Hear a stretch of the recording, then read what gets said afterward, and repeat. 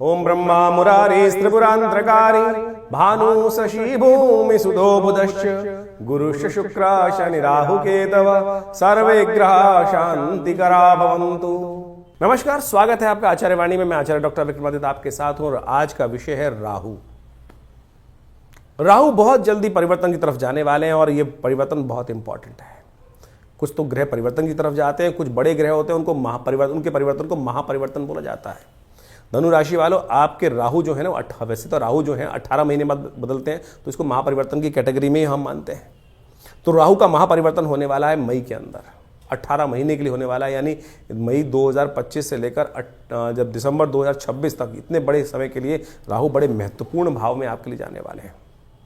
इस वक्त चतुर्थ भाव में चल रहे हैं। चतुर्थ भाव सुख का है और बाई चांस जो जहाँ चल रहे हैं वो अपने वहाँ सहज नहीं है राहु, वहां भ्रम की स्थिति उत्पन्न करते दिखाई दे रहे हैं। सुख में भ्रम की स्थिति उत्पन्न करते दिखाई दे रहे हैं, आकांक्षा को बढ़ाते दिखाई दे रहे हैं, मन में ऐसी इच्छा उत्पन्न करते दिखाई दे रहे हैं। राहु जहां इस वक्त चल रहे हैं कि मकान, सुख वाला भाव, यानी अपनी औकात से बड़ा सुख प्राप्त करने की तरफ आपको अग्रसित करते दिखाई दे रहे हैं। छोटी मोटी गाड़ी, छोटा मोटा वाहन सुख आपको सुख नहीं देगा। आपकी होगी सामने कोई बड़ी लक्सेस जा रही है, मर्सिडीज जा रही है, मेरी क्यों नहीं है। ये धनु राशि वालों के लिए इस वक्त स्थिति दिखाई दे सकती है, मनोमस्तिष्क में उत्पन्न हो सकती है। सामने वाला बड़ी पोस्ट पर बैठा है, बड़े सुख वाले स्थान में बैठा है, मकान में तो बैठा है, लेकिन बड़ा मकान मेरा क्यों नहीं। ये भाव जो राहु है वो कहीं ना कहीं हो सकता है। और अगर राहु बहुत नेगेटिव हो गया, आपकी कुंडली में नेगेटिव है, तो हो सकता है कि कोई ना कोई चाल दुस्साहस कर उस चीज को प्राप्त करने के लिए हतोत्साहित आपको, यानी आपको ऐसा कर सकता है, दुस्साहस करने का कार्य भी गलत रास्ते की तरफ भी प्रवृत्त कर सकता है। और वो कहीं ना कहीं यदि हुआ, देखिए राहु कारण क्या है कि राहु बृहस्पति की राशि में इस वक्त चल रहे हैं। राहु बृहस्पति की राशि में चलते हैं तो क्या, बृहस्पति खुद हवा है, खुद वायु कहा जाता है कि वायु के संबंध में कहा जाता है, उनके बारे में हवा में ही रहते हैं। और ऐसे में राहु भी वहां पर चला गया है तो भ्रमात्मक स्थिति उत्पन्न कर दिया है राहु ने वहां बहुत ज्यादा। अब जब राहु परिवर्तन की तरफ जाएंगे 2 मई 2025 में, तारीख समझे 18 मई को शाम को करीब 5:08 के आसपास राहु परिवर्तन की तरफ जाएंगे। अब ये परिवर्तन का जब योग बनेगा तो आपके लिए बहुत महत्वपूर्ण होगा। तृतीय भाव में कौन सी राशि है? शनि की राशि है। और शनि जैसे हैं वैसे ही राहु है। यथा शनि तथा राहु का प्रभाव कहा गया है कुंडली के अंदर, ज्योतिष का सिखाया जाता है तो इस भाव को कहा जाता है। और ऐसी राशि के दृष्टिकोण से ये बड़ा महत्वपूर्ण रहेगा आपके लिए। नए संपर्कों का इजाफा देने के योग बनाएंगे। नया साहस, तृतीय भाव साहस का मालिक है, तृतीय भाव पराक्रम का मालिक है, तृतीय भाव पार्टनर का मालिक है। तृतीय भाव विशेष तौर पर समझे तो कई कारणों से बहुत सुंदर भाव माना जाता है और उस सब तृतीय भाव का प्रभाव जो है नई दोस्ती करता दिखाई दे रहा है। लेकिन साथ साथ राहु का जो प्रभाव है, यदि नेगेटिव प्रभाव में फंस गए, वैसे आमतौर पर तृतीय भाव में राहु नेगेटिव नहीं होता है, लेकिन राहु का स्वभाव ही ऐसा है कि वो नेगेटिव की तरफ आकर्षित होता है। जो क्या होता है ना, जिस प्रवृत्ति का आदमी होगा उसी तरफ तो आकर्षित होगा। अब राहु कई बार क्या हो सकता है कि भ्रम की स्थिति उत्पन्न कर सकता है, नेगेटिव भाव उत्पन्न कर सकता है। भाई बहनों में, कई प्रकार से पार्टनरों में, कई प्रकार के दोस्तों में, मित्रों में भ्रम की स्थिति उत्पन्न कर सकता है। दोस्ती में दरार भी डलवा सकता है, नए संपर्कों की तरफ पुरानी दोस्तियां तुड़वा सकता है। ऐसा ध्यान रखिएगा। अगर राहु के नेगेटिव प्रभाव में कई बार क्या होता है कि जैसे हवाएं बहनी वैसे बहते चलेगा। अरे ज्योतिष नहीं है ना, ज्योतिष दिखाता है, समझाता है आपको कि हवाओं के विपरीत चलकर भी सफलता प्राप्त हो सकती है। अब हवाएं आपको खींच के गड्ढे में ले जा रही हैं तो आपको गड्ढे में थोड़ी जाना है। आपका एक रूल है कि हवाओं के अनुसार से चलो, हवाओं के अनुसार चलोगे तो बहते चले जाओगे। अब वो बहती हुई हवाएं ले जा रही हैं आपको खाई की तरफ, तो क्या खाई में जाके गिरना है? तो वो सिद्धांत वहां कहां के लिए, उसमें बुद्धि लगाने की आवश्यकता है। तो राहु जो है हो सकता है कि भ्रमात्मक स्थिति उत्पन्न कर दे आपके मनोमस्तिष्क में। तो ये भ्रम की स्थिति, राहु का नेगेटिव प्रभाव पॉजिटिव प्रभाव दोनों हो सकता है। तो ये 18 महीने का जो राहु का प्रभाव है, जो मई 2025 से आरंभ होगा, 2026 दिसंबर तक चलेगा। ऐसे में राहु के इस प्रभाव को आपको समझना पड़ेगा।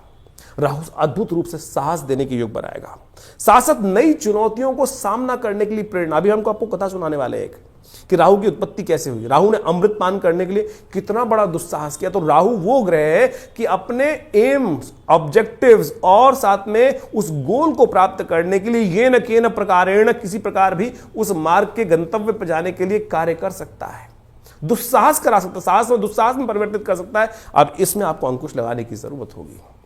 इसमें यदि आपने अंकुश नहीं लगाया तो समझ लीजिए कि राहु का नेगेटिव प्रभाव आपके जीवन में हो सकता है। राहु की दृष्टि कई ज्योतिष में कहा गया है। देखिए, इसमें बोलने के लिए बहुत कुछ है, इसे समझें।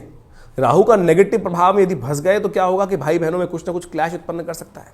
नई दोस्ती करवा दे, चलिए वो तो समझ में आते, पुराने दोस्त चले गए, लेकिन भाई बहन तो भाई साथ में है, उनके साथ मतभेद उत्पन्न करने के योग दे सकता है।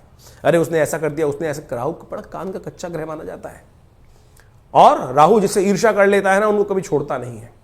तो यानी ऐसी स्थिति बन सकती है कि आपके मनोमस्तिष्क में जुनून तैयार हो जाए कि तूने मेरा नुकसान किया, मैं तेरे को छोड़ूंगा नहीं। इस प्रकार के गलत जुनूनों को आपको बदलने का प्रयास करना चाहिए, नहीं तो राहु नेगेटिव हो सकता है। राहु की दृष्टि सामने धर्म पर भी पड़ रही है, तो ध्यान रखना, ऐसे में राहु का जो प्रभाव है वो आपको कहीं ना कहीं कारणों से धर्म से विमुख किया। अब बड़ा आध्यात्मिक ग्रह है, धर्म जहां पर है, धर्म के विमुख जो है उल्टा अधर्म ही है, इस बात का ध्यान रखना।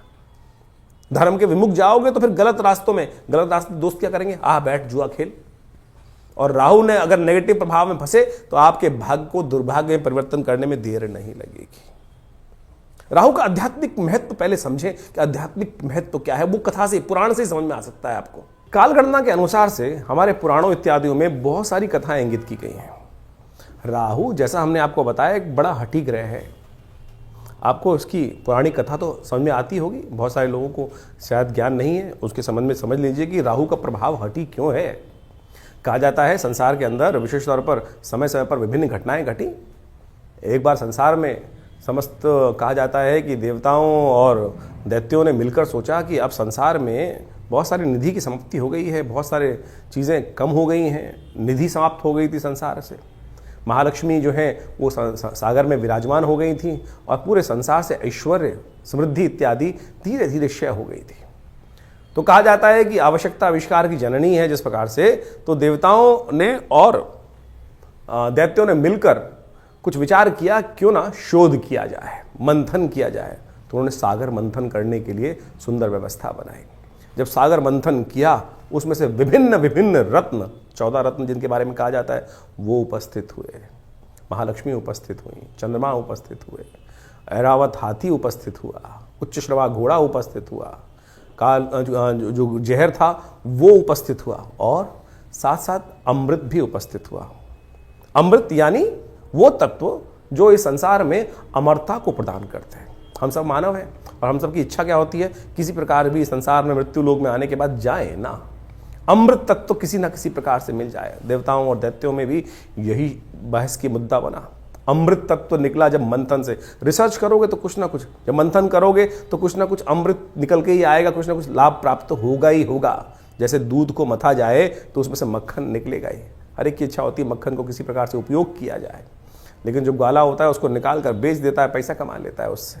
उसी प्रकार से जब अमृत निकल कर आया तो अब देवताओं ने और दैत्यों में छीना झपटी शुरू हुई, और उस अमृत को प्राप्त करने के लिए कहा जाता है कि भगवान ने जब छुपा के बहुत दिन रखा गया, उसके बाद भी वो समाप्त नहीं हुआ द्वेष आपस में, तो भगवान नारायण उपस्थित होते हैं बीच में, और भगवान नारायण ने उपस्थित होकर सबको समझाया, देखो मैं बांटता हूँ, सबको इसको बांटने का प्रयास, सुंदर रूप से व्यवस्था बनाई, और मोहिनी रूप भगवान ने धरा और कहा, भगवान अब सोचे कि बहुत सारे लोग भ्रांति उत्पन्न कर सकते हैं कि मोहिनी रूप धर के तो एक तरह से छल किया गया है। देखिए एक बात समझ लें, जिस बात को प्रतिपादित करना चाहिए, छल नहीं था, सत्य था। इसलिए था कि दैत्यों को अगर आप दे देते, गलत व्यक्ति के हाथ में यदि पावर दे दोगे, इस वक्त विश्व की सबसे बड़ी जो मिसाइलें हैं किसी गलत व्यक्ति के हाथ में आ जाएं, तो वो क्या करेगा, विश्व को डरा धमका कर सब कुछ अपना वर्चस्व स्थापित कर लेगा। तो भगवान नारायण ने जो सुंदर व्यवस्था बनाई कि अमृत तत्व का उपयोग दैत्य किस प्रकार से करेंगे, देवता किस प्रकार से करेंगे, वो पहले से ही अच्छे से समझते थे। तो उन्होंने सुंदर व्यवस्था को बनाने का प्रयास किया कि दैत्यों को किसी प्रकार भी अमृत नहीं मिलना चाहिए। उन्होंने देवताओं को और दैत्यों को अलग अलग पंक्ति में बिठाया, और कहा जाता है कि जैसे ही वो अमृत तत्व उनको पिलाते थे, और देवताओं को अमृत पिलाते चले जा रहे थे, और जब अपनी माया से वशीभूत करके दैत्यों को सुरा यानी कुछ साधारण जल जो था वो पिलाते चले जा रहे थे। सबको लग रहा था कि अमृत तत्व प्राप्त हो रहा है, लेकिन भगवान का जो स्वरूप था मोहिनी अवतार में सारे संसार को मोहित कर कर इस प्रकार की व्यवस्था बना दी थी। कहा जाता है एक राक्षस था, शास्त्र में उसकी अनेक अनेक कथाएं हैं, लेकिन हमने जितना अध्ययन किया, स्वर्ण नाम का एक राक्षस था। स्वर्ण नाम का एक राक्षस था, उसने इस छल को देख लिया, पहचान गया भगवान को कि भगवान क्या कर रहे हैं कि देवताओं को अमृत पिला रहे हैं, और जो दानव हैं, दैत्य हैं, उनको अमृत की जगह कुछ और पिलाया जा रहा है। और समझ में किसी को आ नहीं रहा है, तो वो चुपचाप उस पंक्ति से, दैत्यों वाली पंक्ति से निकल कर कहा जाता है कि देवताओं की पंक्ति में स्वर्ण नाम का राक्षस जो था, दैत्य था, और कहा जाता है वो उत्पन्न ऋषि कश्यप से हुआ था और सिंहिका नाम की उसकी माता थी, और वो वहां कश्यप गोत्र है उसका, जो राहु है उसका कश्यप गोत्र माना जाता है। कहा जाता है कि वो वहां जाके देवताओं की पंक्ति में बैठ गया, और जैसे ही वो बैठा जाकर और भगवान पिलाते पिलाते उसकी बारी आ रही थी, ये छल जो था, ये सांप जो किया इसने, जो स्वर्ण नाम के राक्षस ने देवताओं की पंक्ति में आके बैठने का, ये पहचान लिया किसने? सूर्य ने और चंद्रमा ने। सूर्य और चंद्रमा ने ये सूचना देवराज इंद्र को दी, और देवराज इंद्र ने ये सूचना जैसे ही भगवान को दी कि भगवान आप जिसको अमृत पिलाने जा रहे हैं वो देवता नहीं, राक्षस है, दानव है, स्वर्ण नाम का राक्षस है। तो भगवान ने जैसे ही पान करवा रहे थे भगवान उस देवता स्वरूप में बैठे हुए उस राक्षस को, स्वर्ण को, तो उसने जैसे ही पान किया तो भगवान ने जैसे ही उसको मुंह में जा चुका था उसके अमृत जो था, भगवान ने चक्रधारी भगवान ने चक्र चलाकर उसकी गर्दन काट दी। जो मुख था वो राहु बन गया और जो अधोभाग था वो केतु के रूप में उपस्थित हो गया। तो समझे ये स्वभाव कैसा है। अब यहां राहु की उत्पत्ति हो जाती, ये है राहु। राहु की हठता थी, अमृत का पान कर चुका था तो इसलिए अमर हो गया। हमेशा बहुत सारे लोग राहु को मानते नहीं है कि ग्रह है। अरे भाई वो वास्तविक छाया नहीं, वास्तविक सत्य है, हठी है। आपकी राशि में जिस प्रकार का प्रभाव उत्पन्न करेगा आपको समझना चाहिए। ये पुरानी कथाओं को आदि भौतिक आदि दैविक रूप से यदि आप उसको सत्य को समझ लें तो जीवन में उस वास्तविकता को क्या प्रभाव उसका होगा, यहीं से प्रभाव निकल कर आएगा। वो राहु का जो प्रभाव है छल रूप से करके, यानी क्या छला उसने? अपने उस मंतव्य को पूर्ण करने के लिए उस राक्षस योनि से हटकर देवताओं की पंक्ति में जाकर बैठ गया और भगवान तक को, सोचें कितनी बड़ी सुंदर ये कथा क्या समझा रही है कि भगवान तक को, यहां भगवान ने नहीं छला, यहां भगवान तक को छलने के लिए राहु उपस्थित हो गया। तो राहु इस प्रकार का ग्रह है कि जो आपको किसी भी धर्मात्मा व्यक्ति को छल सकता है अपनी हठता को पूर्ण करने के लिए। तो इस भाव को समझें कि राहु क्या प्रभाव आपके जीवन में उत्पन्न कर रहा है। ये हमने जो राहु का ग्रह का प्रभाव आपको बताया ना कि आपकी राशि के अनुसार से आपकी जन्मपत्री में किस भाव में कहां बैठकर किस प्रकार का प्रभाव उत्पन्न करेगा, क्या कराएगा आपके लिए। तो सत्य रूप में इस कथा को हमने इसलिए उपस्थित किया है कि वो आप समझ सकें राहु का प्रभाव नेगेटिव भी होता है, पॉजिटिव भी होता है। हर व्यक्ति के अनुसार से ऐसा नहीं है कि नेगेटिव ही होगा। तो आपकी राशि के अनुसार से जो प्रभाव हमने समझाया है उसके लिए आपको सही रूप से कुछ उपायों की आवश्यकता है। तो धनु राशि वालों, आपने आध्यात्मिक तौर पर जो राहु की कथा शास्त्र में वर्णित की गई उसको समझ लिया, और हमने आपको यह भी समझाया कि राहु का प्रभाव किस प्रकार का होने वाला है। जब आपके लिए 25 मई से परिवर्तन करके राहु आपके तृतीय भाव में आ जाएंगे और वहां पर शनि वाले घर में बैठकर क्या खेल खेलेंगे, ये आपको सफलता दिलवाने के लिए, पहचान दिलवाने के लिए अद्भुत कार्य आपके पराक्रम के द्वारा करा सकते हैं, और साथ साथ नई चुनौतियों का सामना करने की हिम्मत आपके लिए बहुत अद्भुत प्रकार से दे सकते हैं। आपके संचार, आपकी जो वोकल माध्यम है, जो चीजें हैं, उस संचार को, संदेश को दूसरे तक पहुंचाने के लिए बड़ी कुशलता से, उत्कृष्ट प्रकार से कार्य करने की योग्यता आपके अंदर उत्पन्न कर सकते हैं। लेकिन बस ध्यान रखना है, क्लैश में अच्छे और बुरे की पहचान राहु नहीं कर पाते हैं। ध्यान कर लेना बस, क्योंकि राहु बड़े जिद्दी हैं, अपने लक्ष्य की तरफ प्रेरित होकर किसी प्रकार से किसी के भी कान, हाथ पैर कान काट सकते हैं और कुछ भी कर सकते हैं। अब कितनी देर के लिए, समझे, राहु जो अभी आपको कथा सुनाई हमने, वो ग्रहण करने का, राहु सूर्य को ग्रसित करने के लिए छोड़ते ही नहीं है। साल में 2-2, 3-3 बार भी वो ग्रहण लगाने की कोशिश करते हैं, लेकिन कितनी देर लगा पाओगे भाई। इस सिद्धांत को समझो कि जो सूर्य प्रकाश दे रहा है उसको कुछ देर के लिए कलंकित कर सकते हो, बहुत लंबे टाइम के लिए कलंकित नहीं कर सकते। ये भ्रम ज्योतिष के दृष्टिकोण से आप यदि क्लियर कर ले तो आपके विचार ठीक हो सकते हैं। तो धनु राशि वालों, आपके लिए कुछ खास उपाय हम बताने का प्रयास कर रहे हैं। एक बात तो ध्यान रखने का आपको प्रयास करना चाहिए, कभी कभी हो सके तो हाथी को कुछ गन्ना इत्यादि, बाई चांस कभी आ जाए, हाथी बाजार में आ जाए, मिल जाए, तो गन्ना खिला दीजिए हाथी को, पत्ते खिला दीजिए हाथी को। श्री गणेश की नित्यपति उपासना आपकी राशि के दृष्टिकोण से सबसे श्रेष्ठ हमें दिखाई देती है।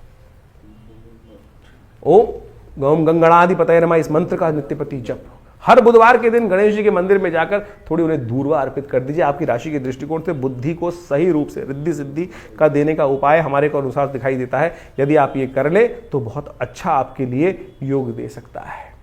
इस समय राहु के निमित्त ओम भ्रांग भ्रींग भ्रौंग से राहवे नमः, इस मंत्र का जप हो सके तो शिव परिवार का संपूर्ण रूप से अभिषेक बड़ी श्रद्धा के साथ, कभी कभी जब प्रदोष का योग बन रहा हो, जब यानी जिस महीने में एक बार प्रदोष का योग बनता है, जब प्रदोष बने तो त्रयोदशी और शाम के समय व्याप्त हो तो उस दिन विशेष तौर पर भगवान शंकर के मंदिर में जाकर उनका अभिषेक करने का प्रयास करें। देखिए, आप समझे, राहु का जो दिन नहीं, बहुत सारे लोग भ्रांति में फंस जाते हैं कि राहु का उपाय जो है राहु काल से जोड़ देते हैं। राहु काल एक अलग कैलकुलेशन है, वो एक नेगेटिव समय माना जाता है, लेकिन राहु का जो समय है वो है सूर्यास्त के बाद, अंधेरा होने से पहले, जो करीब करीब 2 घड़ी का समय है, 45 मिनट तक के आसपास का समय जो सूर्यास्त के बाद है, वही राहु का काल माना जाता है, राहु का समय माना जाता है। इस समय में प्रदोष काल जो है श्रेष्ठ है। उस समय प्रदोष काल में जाकर यदि ये उपाय आप कर लें तो बहुत सुंदर रूप से आपके लिए कष्ट निवारण करने के योग बन सकते हैं। राहु ग्रह को ठीक करने के लिए शास्त्र में अनेक अनेक उपाय बताए गए हैं। राहु भ्रमकारक ग्रह है, राहु वास्तव में मिथ्यात्मक ग्रह है, राहु बड़ा महत्वाकांक्षी है, और इन सब का प्रभाव राहु पर जब पड़ता है तो उसके लिए ठीक करने के लिए देखिए, सकल पदार्थ हैं जगमाही, कर्महीन पुरुष पावत नाहीं, ये तुलसी बाबा ने बहुत सोच समझ के एक बात लाइन लिखी है। और उन सब उपायों को किस प्रकार से ठीक रूप से किया जाए, अब आपकी राशि के अनुसार से आपने राहु का पूरा प्रभाव समझा, कुछ विशेष उपाय भी किए, लेकिन कुछ जनरल उपाय भी हैं शास्त्र के अनुसार से। कुछ जनरल उपाय इतने बढ़िया रूप से हैं कि यदि राहु ग्रह के दुष्प्रभाव को ठीक करने के लिए, अब क्या है कि जैसे दवाइयां होती है, वो एक ही दवाई तो है नहीं कि एक ही दवाई को खाएंगे ठीक कर लेंगे। अब हर भ्रांति के व्यक्ति को ठीक करने के लिए 5 उंगलियां बराबर नहीं है, अरबों लोग हैं, और अरबों लोगों के हिसाब से अनेक अनेक उपाय। किसकी भ्रांति, किसी की दीक्षा, किसी का मंत्र में इच्छा ना हो तो राहु का उपाय कैसे करेगा, किसी की किसी और चीज में इच्छा ना हो तो वो कैसे राहु का उपाय ठीक करेगा। तो हम अनेक उपाय आपके समक्ष उपस्थित कर रहे हैं। देखिए, वैसे तो सबसे श्रेष्ठ जो है वो जो उपाय है राहु के, वो तो मंत्र, दान और साथ में औषधि विज्ञान के अनुसार से जो उपाय बनते हैं वही बनाने चाहिए। 3 तरह के उपाय शास्त्र में सुंदर रूप से प्रमाणित जो बताए गए हैं, 3 कैटेगरी के उपाय, वो है सबसे पहला मंत्र, फिर दान, और उसके बाद औषधि। प्रकृति से जो औषधि उत्पन्न होती हैं वो सब राहु के नेगेटिव प्रभाव को ठीक करने के लिए बहुत अद्भुत कार्य करती हैं। उन सबको सही समय पर सही रूप से कर लिया जाए तो बहुत अच्छे से लाभ मिलता है। सबसे पहले तो यह समझने का प्रयास करना चाहिए कि राहु हमारी कुंडली में नेगेटिव प्रभाव कर रहा है या हमारी कुंडली में पॉजिटिव प्रभाव कर रहा है। एक बात सीधी तरह से हम आपको सिद्धांतिक तौर पर समझा देते हैं। राहु का संबंध बिल्लियों के साथ होता है। देखिए, यदि आपकी कुंडली में राहु नेगेटिव चल रहा है तो देखिएगा आपके घर के आसपास या तो बिल्लियां रो रही होंगी, बिल्लियां लड़ रही होंगी, रात्रि में बिल्ली के रोने की आवाज़ आती है, बिल्ली के लड़ने की आवाज़ आती है, तो समझ लेना चाहिए आपका राहु का प्रभाव कहीं ना कहीं नेगेटिव चल रहा है। कहीं ना कहीं राहु का प्रभाव आपकी कुंडली में नेगेटिव है।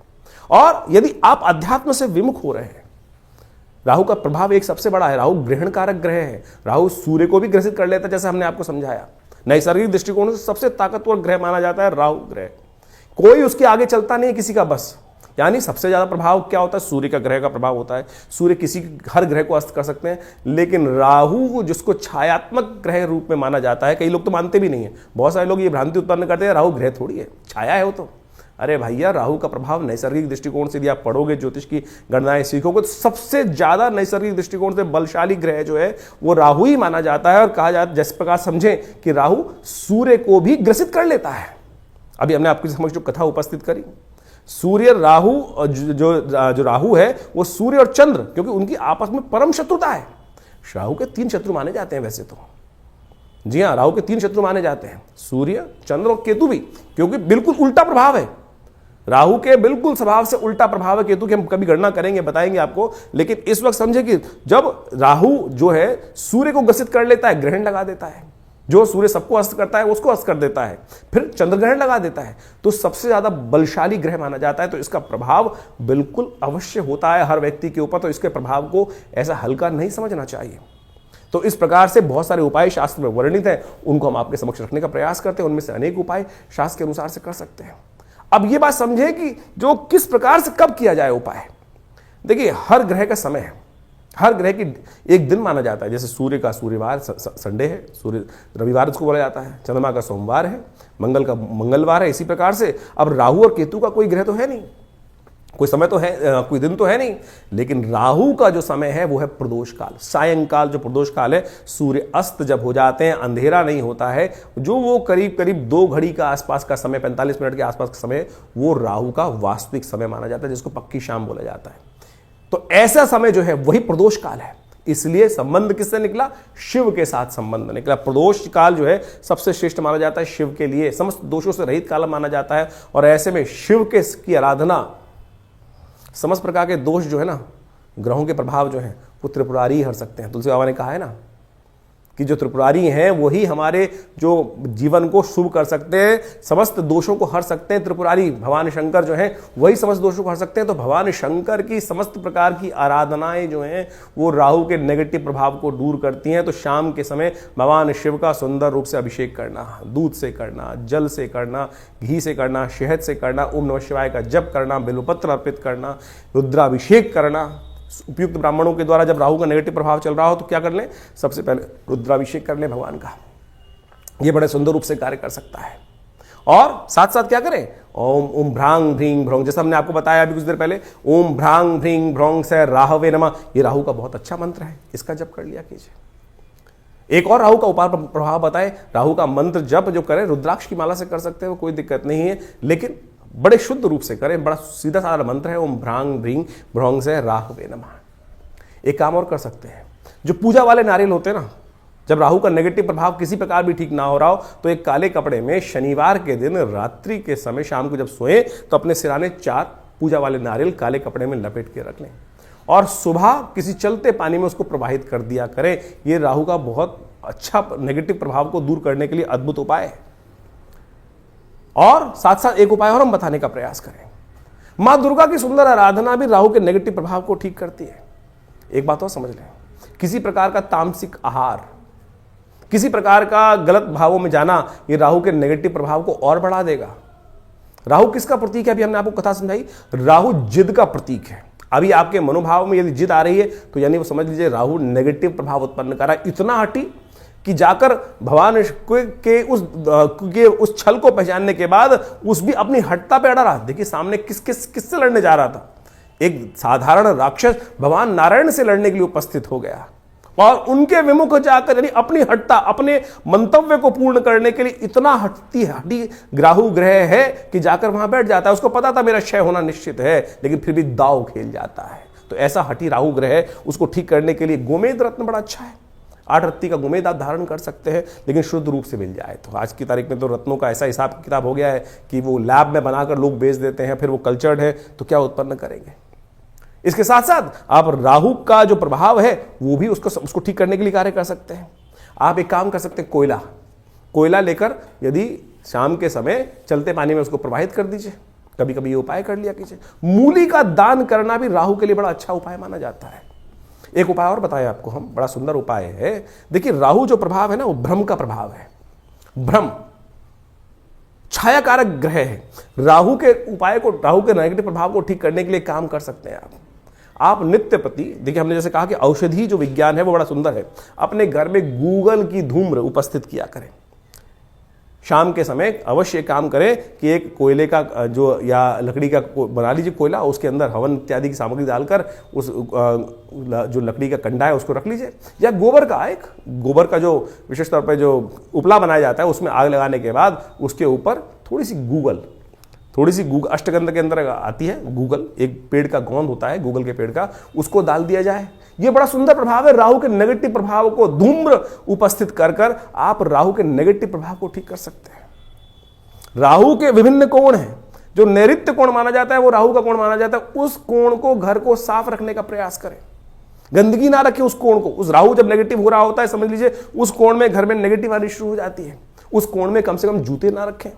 नैऋत्य कोण में जूते ना रखने का प्रयास करें, गंदा ना रखने का प्रयास करें। और तो और समझे, राहु का नेगेटिव प्रभाव जब हो रहा हो, घर के दरवाजे जो है वो क्या होता है, आवाज करने लगते हैं, ची ची ची की आवाज आने लगती है, चिटकनी खराब होने लगती है, तो उनको ठीक रखने का प्रयास करें। ये सब वास्तविक दृष्टिकोण से भी बड़ा सुंदर उपाय है। इनको रखने का प्रयास ठीक करेंगे तो बहुत सुंदर रूप से लाभ प्राप्त होगा। जो आपके घर में राहु क्या है, एक नेगेटिव ग्रह है और धूम्रात्मक ग्रह है, कोशिश ये करें आपके घर में गंदगी नहीं होनी चाहिए। जैसे आपके नहाने की जगह, स्नान करने की जगह है, वहां बहुत सारी, कई बार क्या होता है काई लगी है, कुछ लगी है, घर में बहुत सारी सीलन आई हुई है, तो समझ लीजिए राहु का नेगेटिव प्रभाव आपके जीवन में चल रहा है। उसको तुरंत ठीक करने का प्रयास करें। फटी हुई चप्पल पहन रखी है, ये राहु का नेगेटिव प्रभाव है। और अब क्या होता है कि व्यक्ति चलाए चले जाते दरिद्रता को पाल के रखते हैं। तो ऐसे में उनको ठीक करने का आपको प्रयास कर लेना चाहिए। यदि इन सब चीजों को हमने जो उपाय बताए उनको आप कर लें। राहु का यंत्र अपने आप में बहुत जबरदस्त चीज है। राहु के मंत्र से करीब करीब 18,000 मंत्र को जप करके ओम भ्रांग भ्रीं भ्रौंग से राहवे नमः, इस मंत्र से सिद्ध करा हुआ राहु का यंत्र आप स्थापित कर सकते हैं। ये 1.5 साल तक बिल्कुल रूप घर में रखें, उसका नेगेटिव प्रभाव यदि सही रूप से जप हुआ है। बहुत सारे लोग तो जप ही नहीं करते हैं, केवल लिया और आज की तारीख में बाजार में जितने मिल रहे हैं राहु के यंत्र के रूप में उपस्थित किया गया, वो केवल आकृति नहीं है, उसको जो जैसे आप मान के चले मूर्ति प्रतिष्ठा की जाती है मंदिर के अंदर, तो मूर्ति को प्रतिष्ठा करने के लिए एक पूरा विज्ञान है, उसके अनुसार से पूजा पाठ कर कर 10-12 दिन तक उसकी व्यवस्था की जाती है, तब वो प्रतिष्ठित होती है। उसी प्रकार से यंत्र भी प्रतिष्ठा करने की सुंदर व्यवस्था बनाई गई है शास्त्रों के अनुसार से, तब तो वो जागृत हुआ, नहीं तो केवल वो आकृति है, नहीं तो केवल वो कागज का टुकड़ा है या जिस पे भी बना हुआ है उसका टुकड़ा है। यदि सिद्ध राहु के यंत्र को स्थापित कर कर आप चांदी के पत्रे पर लगा रहे अपने घर के द्वार पर लगवा दें, तो राहु के नेगेटिव प्रभाव को ठीक करने के लिए बहुत सुंदर रूप से कष्ट का निवारण करने का योग बन जाता है। तो ये छोटे छोटे उपाय हम आपको बताने का प्रयास कर रहे हैं। एक काम और कर सकते हैं आप, तांबे के लोटे में जल रखकर रात्रि में रखिए और सुबह सुबह उसको किसी कटीले वृक्ष में डाल दिया करें। ये राहु के नेगेटिव प्रभाव को दूर करने के लिए सबसे अच्छा उपाय माना जाता है। वट वृक्ष का संबंध राहु के साथ भी माना जाता है। वृक्षारोपण, किसी देवस्थल पर जाकर आपके द्वारा कोई वट वृक्ष लगाएं और घर के नैऋत्य कोण की तरफ लगाने का प्रयास करें। घर के नैऋत्य कोण की तरफ यदि आप कोई ऐसा बड़ा विशाल वृक्ष लगाकर दूर, घर से दूर, पार्क इत्यादि में नैऋत्य कोण की तरफ चलते हुए लगाएं और उसको नित्य प्रति पोषित करें, तो ये राहु के नेगेटिव प्रभाव को ठीक करने के लिए बहुत अच्छा उपाय कर सकता है। सीधे साधे उपाय जो हमने आपके समक्ष उपस्थित किए हैं, ये करेंगे तो बहुत अच्छा रहेगा। सबसे बढ़िया श्रेष्ठ उपाय भगवान शिव की आराधना, तिलोदक, तिल के जल से तिल मिलाकर उसके द्वारा भगवान का सुंदर अभिषेक, भस्म के द्वारा भगवान का अभिषेक करना, ये समस्त चीज़ों से राहु का नेगेटिव प्रभाव, देखिए इतने उपाय हमने आपको बताए, इनको समझ लीजिए, करेंगे तो बहुत सुंदर रूप से आपके नेगेटिव प्रभाव को ठीक करने के लिए राहु अद्भुत रूप से आपकी सहायता ही करेंगे, लाभ ही देंगे। तो ये आपने राहु का जो प्रभाव है आपकी राशि के अनुसार से समझा, लेकिन जन्मपत्री तो है, पूरे बहुत सारे ग्रहों का योगा योग का प्रभाव है, वो उसको समझना चाहिए। लेकिन एक स्पेसिफिकली ग्रह भी परिवर्तन कर कर जीवन में वारे न्यारे कर सकता है, इस बात को हमको समझना चाहिए। जन्मपत्री जो है बहुत ही वृहद वर्णन है ज्योतिष का, और उनमें अनेक योग आपकी जन्मपत्री में बने होते हैं, और जिनको विभिन्न शास्त्रों में पाराशर, जैमिन इत्यादि विभिन्न ऋषियों ने, विभिन्न संतों ने समय समय पर ज्योतिष के जो प्रकांड पंडित थे उन्होंने उपस्थित किया है। और उन सब ग्रहों की स्थिति को समझकर, यदि उन ग्रहों की स्थिति को समझें और उनका प्रभाव समझें और उसका प्रभाव हमारे पर किस प्रकार का होने वाला है, हम जिस वक्त जन्म लिए हैं, हमारे जन्मपत्री में जो ग्रहों का प्रभाव है वो किस प्रकार का है, यदि उसको सही समय पर समझ लिया जाए तो आने वाले समय को सही से समझकर जीवन के बहुत सारे कष्टों को दूर कर सकते हैं।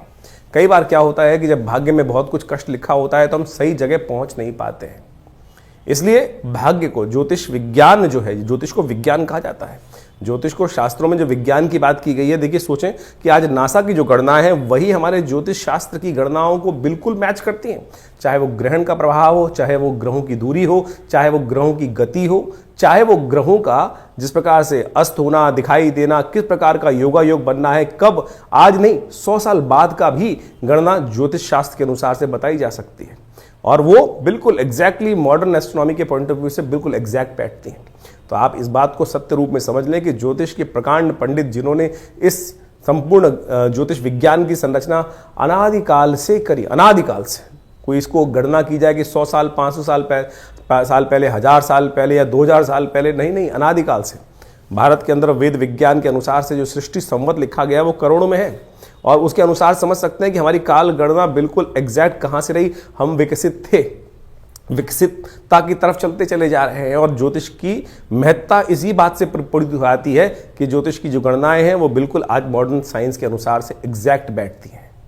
तो इस बात को हमें ज्योतिष विज्ञान को समझना चाहिए और ग्रहों की गणना के अनुसार से चीज़ों को समझते हुए कार्य कर लेते हैं। बहुत सारे लोग विडंबनाएं मन में उत्पन्न कर सकते हैं कि सब बकवास है, कुछ नहीं है, क्या नहीं है। ऐसे तो मॉडर्न जो हेल्थ पॉइंट ऑफ व्यू से जो मॉडर्न विज्ञान है उसके अनुसार भी बहुत सारी चीज़ जंजाल बन जाती हैं।